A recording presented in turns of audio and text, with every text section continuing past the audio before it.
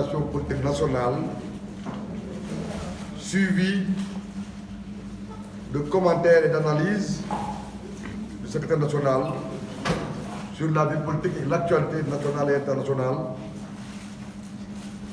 Ensuite, compte rendu nous a été fait des travaux préparatoires de la rentrée solennelle de l'école du Parti socialiste, compte rendu fait par notre camarade le maire du Plateau, le ministre Alioune Ndoye, en tant que directeur de l'école du parti.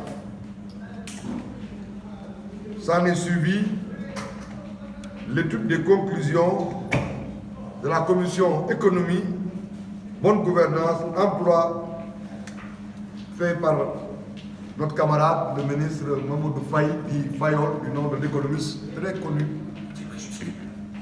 Ensuite, en dernier ressort, nous avons été informés des activités du FDR qui s'est réuni hier seulement dans cette salle à la maison des Parti socialiste. Bien sûr, à cela s'est ajouté des questions qui ont trait à ce que l'on appelle habituellement questions diverses, marquées par la problématique du dialogue politique et le positionnement du Parti socialiste. Au terme de nos réunions et de nos échanges, le Parti socialiste a voulu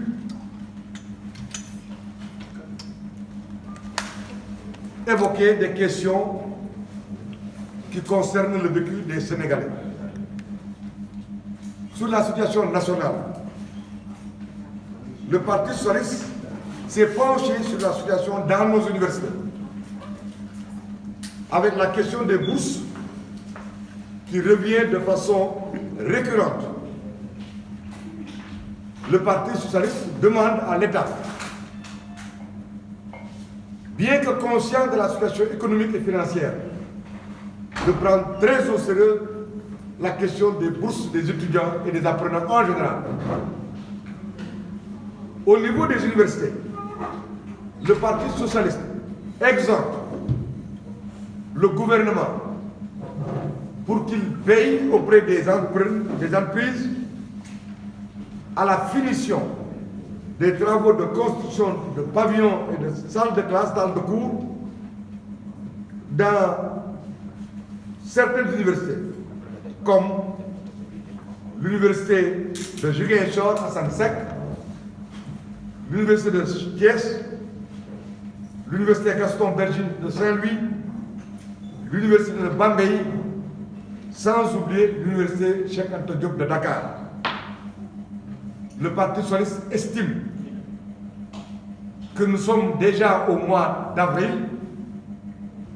Il faut que le gouvernement mette ces questions-là au cœur de ses priorités et qu'il mette en second plan les questions politico-politiciennes qui ne font qu'envenimer les situations. Relativement à la situation économique,